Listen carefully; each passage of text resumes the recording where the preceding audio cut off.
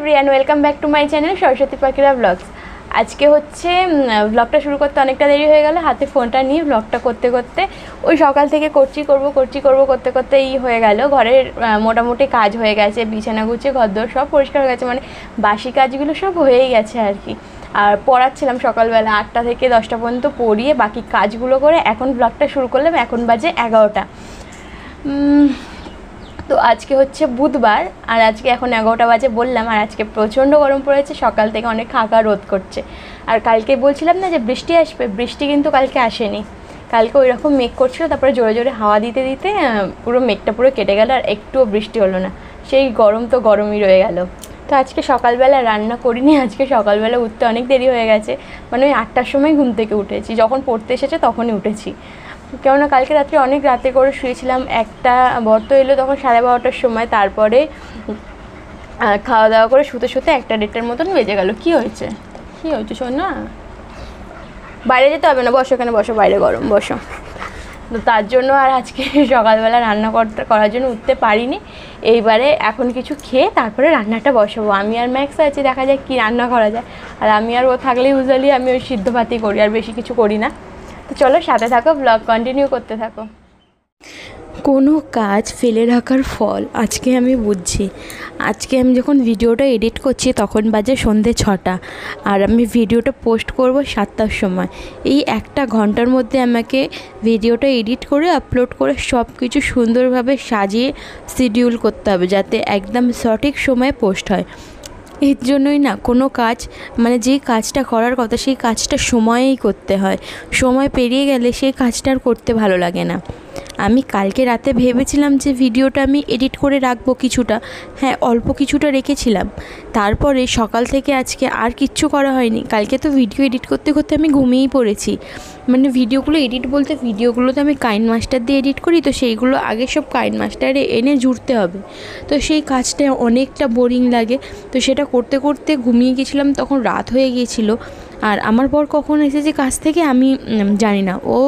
আমি আজকে দরজাটা বন্ধ করিনি, আমি ভেবেইছিলাম যদি ঘুমিয়ে পড়ি তো ও এসে ঢুকে পড়তে পারবে, আমাকে আর ডাকতে হবে না। তো ও এসে ঢুকে আমি খাবার রেডি করে রেখেছিলাম, ও সেটা খেয়েছে। তখন 1:45 বাজে, আমার হট করে ঘুম ভেঙে গেছে, দেখছি ও সবে শোয়ার জন্য রেডি হচ্ছে, মানে ওই জল খাচ্ছে। তো সেই সময়ই আর মানে কি বলবো, আমি ভাবলাম যে ঘুমিয়ে পড়েছি। তো সেই কথা বাদ দাও, তো যেটা বলছিলাম ভিডিওটা এডিট করার ব্যাপারে। তো ভিডিওটা এখন এডিট করতে বসেছি, আমাকে খুব তাড়াতাড়ি এডিট করতে হবে। আর আজকে সকালবেলা একটু খেয়েছি ডিম টোস্ট। আর আমি না ডিম টোস্টে দুধ পিঠটা না ভেজে খেতে পারি না। এক পিঠটা যদি আমি ভাজি তাহলে ওই যে একটা ডিমের কাঁচা গন্ধ বেরোয়, ওই জিনিসটা আমার একদম সহ্য হয় না, আমি মনে হয় বমি করে ফেলবো। তার জন্য আমি নিজে ডিম টোস্ট নিজেই বানাই। আর আমি বাইরে গিয়ে কখনোই ডিম টোস্ট খাই না। কেন, সব জায়গায় ওই এক পিঠ ভেজেই ডিম টোস্ট বানানো হয়, সেটাই হয়, সব জায়গাতেই হয়, কিন্তু আমার আর ওই সব মানে হয় না, আমাকে 2 পিঠটা ভাজতেই হয় ভালোভাবে। আর কখনও আমি একা একা এরকম খাবার খাই না, কিন্তু আজকে খুব খেতে ইচ্ছা করছিলো ডিম টোস্ট খেতে, কেননা আমার বর্গে ছাড়া আমার কোনো ভালো কিছুই খেতে ইচ্ছা করে না, আমার মুখেই ওঠে না। আমি জানি না কেন এটা হয় আমার সাথে। তো ও না থাকলে আমি মনে হয় যেন কিছু একটা খেয়ে নিলেই হলো, পেট ভরার মতন। তো ওই যে বলছিলাম যে সিদ্ধ ভাত করবো, এখানে পটল আলু আর ঢ্যাঁড়স সিদ্ধ দিয়ে দিয়েছি, দিয়ে ভাতটা বসিয়ে দিয়েছি। আর আমার এখানে অনেক কাজ আছে জানো তো, আজকে অনেক কাজ বলতে ঘরের টুকিটাকি কাজগুলো তো হয়েই গেছে, কিন্তু এইখানে এই ফ্রিজটা এমনভাবে রাখা রয়েছে, তো এটা মানে একটু মধ্যিখান মতন লাগছে আমার ঘরে। মানে ওই দিকটা ফ্রিজের পাশটা অনেকটা স্পেস রয়েছে, আমি ওই দিকটা করতে পারি না, কেন ফ্রিজের তারটা অত বড় না, ছোট তার, তো সেই জন্য ওইখানটা প্রবলেম হয় আর কি। তো তার জন্য আজকে না কালকে রাত্রেই ফ্রিজের বোর্ডটা আমার বানানো হয়েছে। আমি এক্সটেনশন বোর্ডের মতনই বানিয়েছি, একদম ডাইরেক্ট ফ্রিজের বোর্ডটা বানাইনি, কেননা ফ্রিজটা আমি বরাবর ঘরে রাখবই না। যখন আমার বারান্দাটা ঠিক হয়ে যাবে, মানে রক হয়ে যাবে, তখন বারান্দায় ফ্রিজটা আর বার করে দেবো আর কি। তো সেই জন্য পার্মানেন্ট কিছু না বানিয়ে ওই টেম্পোরারি বানানো। তো ফ্রিজের ওপরটা একটু ধুলো ছিল, সেটা মুছে নিয়ে আর ফ্রিজটা আমি সরাবার চেষ্টা করছি। অল্প সামনের টুকুনি তো খুব ভালোভাবেই সরে যাচ্ছিলো, কিন্তু লাস্টে যখন ফ্রিজটা একদম দেয়ালের কাছে সেট করার কথা তখন আর সরতে চাইছে না ফ্রিজটা। তো আমি অনেক জোর লাগিয়েছি ফ্রিজটা সরানোর জন্য। আমার তো মনে হচ্ছিলো যে আমার দ্বারাই হবে না, ফ্রিজটা উল্টে পড়ে যাবে। কিন্তু ওই যে আমার দ্বারাই হবে না, এই কাজটা মানে এই কথাটা আমার একদমই শুনতে ভালো লাগে না। আর এই কথাটা শুনলেই আমার মনে হয় যে এটা অন্যরকম ফিল হয়। আমি ভাবি যে আমি সব কিছু করতে পারবো, চেষ্টা করলে সব কিছু করা সম্ভব। শুধু আমি কেন, সবাই, প্রত্যেকটা মানুষই যদি চেষ্টা করতে থাকে সেই কাজটা সে করতেই পারবে। তো সেই রকমভাবেই আমি চেষ্টা করতে করতে করতে করতে একদম ভালোভাবে সব কিছু সেট করে নিলাম। আর হ্যাঁ, ফ্রিজ আমাদের এদিকে দেয়ালটা যেহেতু একটু বেশি গরম হয়, যার জন্য আমি ফ্রিজটা দেয়াল থেকে অনেকটাই সামনে করেছি, যাতে করে ফ্রিজটা না গরম হয়ে যায়। কেননা কয়েকদিন যখন ওই যে বেশি গরম পড়ছিল না, তখন ফ্রিজটা গরম হয়ে একটা কেমন ভাইব্রেট করছিল। তারপর থেকে দেখলাম যে ফ্রিজটা এরকম মানে হালকা, যখন এখন অতটা ওয়েদার নেই, মানে অতটা রোদ নেই, তো তখন ফ্রিজটা এখন ঠিক আছে। আমি তো ভয় পেয়ে গিয়েছিলাম যে ফ্রিজটা না আবার খারাপ হয়ে যায়, তো এই নিয়েই। কেননা এই ঘরের প্রত্যেকটা জিনিস মানে যা যা রয়েছে ঘরে, আমার ঘরে বেশি কিছু নেই, কিন্তু যেটুকুনি রয়েছে তো সেইটুকুনি আমি অনেক কষ্ট করে কিনেছি। আমি একা না, আমরা দুজনে মিলেই সবসময় সব কিছু করি।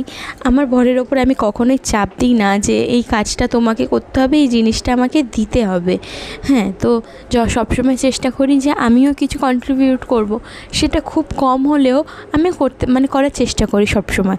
তো এই ফ্রিজটাও যখন কিনেছিলাম আমার কন্ট্রিবিউশন ছিল কিছু, আর এই খাটটা কেনার সময় বা পাখাটা কেনার সময় প্রত্যেকটা কাজেই মানে ঘরের প্রত্যেকটা জিনিসেই আমার কন্ট্রিবিউশন আছেই। যে আমি কখনো বলতে পারবো যে এই ঘরটা আমারও, কখনো আমার মনে হয় না যে এইটা আমার ঘর না। মেয়েরা চাইলে যে কোনো ঘরকেই নিজের ঘর বানাতে পারে, সেটা হোক বাপের বাড়ি, হোক শ্বশুর বাড়ি, অথবা নিজের তৈরি করা একটা বাড়ি। তো যাই হোক, তোমাদের সাথে কথা বলতে বলতে আমার এখানে কাজগুলো হয়েও গেছে। আমি ফ্রিজটা ওখানে সেট করে এসেছি, আর ভাতটা বসিয়ে দিয়ে তো কাজগুলো করছিলাম, যার জন্য ভাতটাও হয়ে গেছে। আর যেহেতু একা খাবো, তো ডাল তরকারি সেরকম কিছু করারই ঝামেলা নেই। ভালোই হলো, ভাতে ফ্যানটা গড়াতে দিয়ে বা স্নান করতে চলে যাব।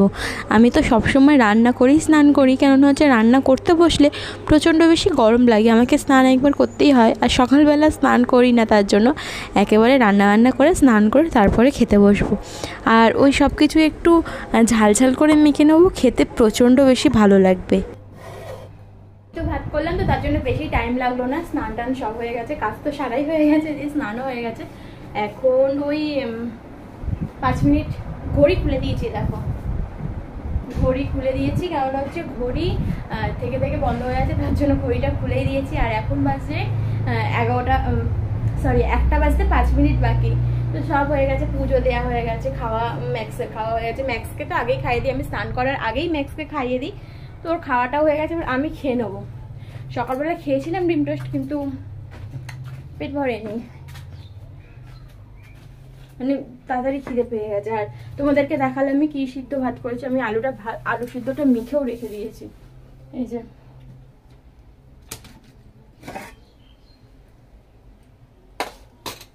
মাখাও আছে আলু সিদ্ধটা, শুধু অল্প করে ভাতটা বেড়ে আর খেতে বসবো। তারপর একটু ওয়েট করো, ভাতটা বেড়ে নিয়ে আগে, নাহলে অসুবিধা হচ্ছে এক হাতে, কেন হাঁড়িটা অনেকটা গরম তো তার জন্য।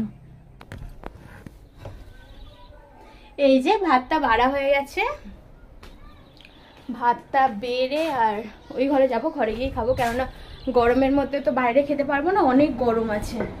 ভাতটা রাখি আর জল বের করি ফ্রিজ থেকে, কেন ফ্রিজের জল ছাড়া আমি খেতেই পারি না একদম। আর এই যে ফ্রিজটা তোমাদেরকে দেখালাম যে ফ্রিজটা ঘুরিয়ে দিয়েছি, যার জন্য স্পেসটা একটু বেশি বেড়ে গেছে। এই যে দেখো না, ঘরটা অনেকটা লাগছে, এই জায়গাটা অনেকটা ফাঁকা ফাঁকা লাগছে ফ্রিজটা ঘুরিয়ে দেওয়ার জন্য।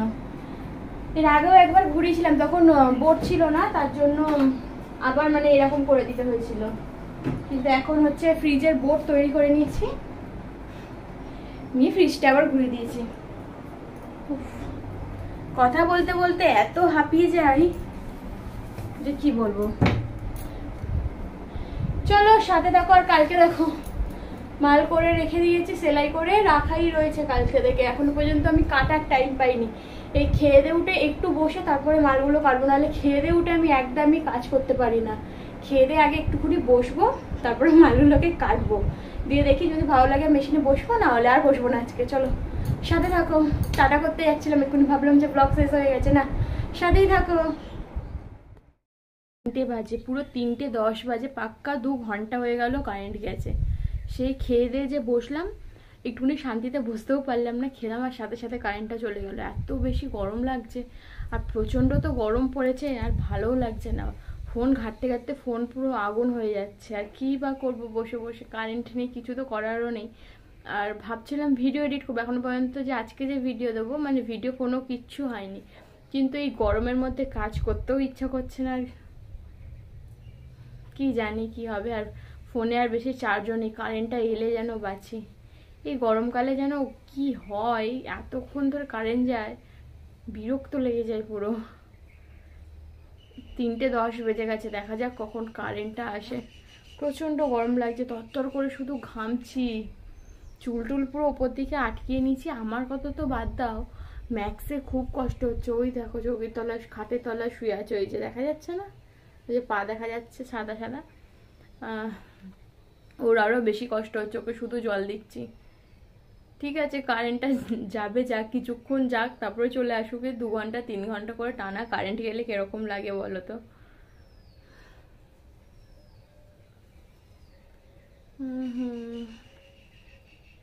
কি বলবো আর, ভাবলাম তোমাদের সাথে একটু কথা বলি, কিন্তু আবার যখন তোমাদের সাথে কথা বলতে আসি আমি ভুলে যাই কি বলবো। ক্যামেরা ফ্রেন্ডলি আস্তে আস্তে হয়ে উঠছি, কিছু হলে ক্যামেরা অন করে তোমাদেরকে বলতে পারছি। আগে তো এটা পারতামই না, কি মানে, আর আগে তো নিজের সাথে মানে নিজে একা থাকলেও ক্যামেরাটা অন করে কথা বলতে লজ্জা লাগতো, আর লোক থাকলে তো একটা আলাদাই ব্যাপার। লোক থাকলে তো ক্যামেরাটা মানে আমি ফোনটা স্টার্টই করতাম না। এখন অত কিছু যায় আসে না আমার, কে আছে কে না আছে। আস্তে আস্তে হয়ে উঠছি ক্যামেরা ফ্রেন্ডলি, তবেই না একটা ভালো ব্লগার হতে পারবো। তো অনেক ইউটিউবে আমি সার্চ করি কিভাবে ক্যামেরা ফ্রেন্ডলি হতে হয়, তো করে করে করে করে ওই আস্তে আস্তে হচ্ছে আর কি। বাইরে হাওয়াও দিচ্ছে না, দেখো দেখা যাচ্ছে। যদি একটু হাওয়া দিত কালকে বিকালের মতন, কালকে বিকালে যেমন হাওয়া দিচ্ছিল, যদি ওই রকম একটু হাওয়া দিত ভালো হতো, গরমের মধ্যে পারছি না।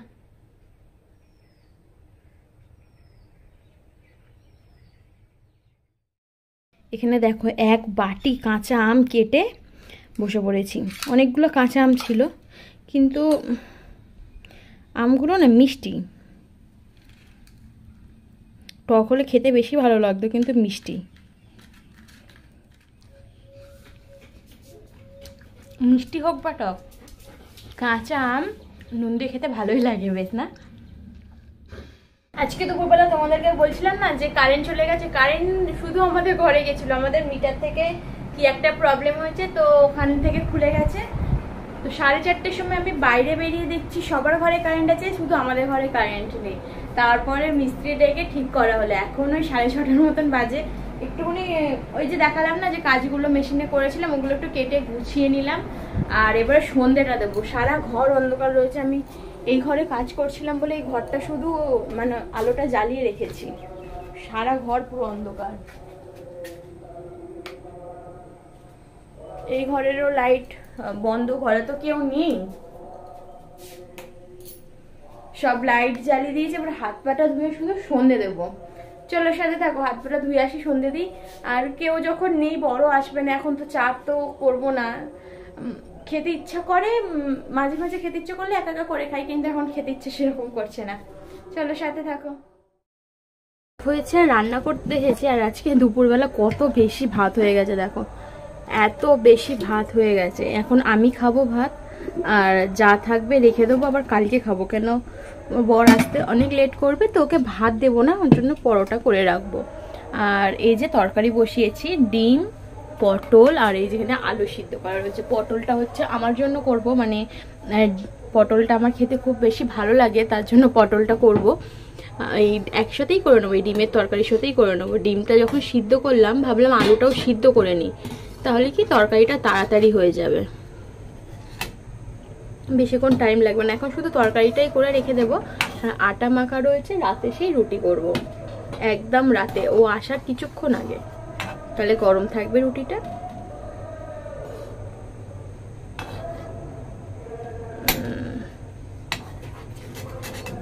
ম্যাক্সের খাওয়া হয়ে গেছে, এই যে দেখো না কেমন ঘুরছে। এই যে এখানে বরের জন্য খাবারটা রেডি করে রাখলাম, এই যে পরোটা বানিয়ে নিয়েছি, আর এই তরকারি ডিমের কষা আলু দিয়ে।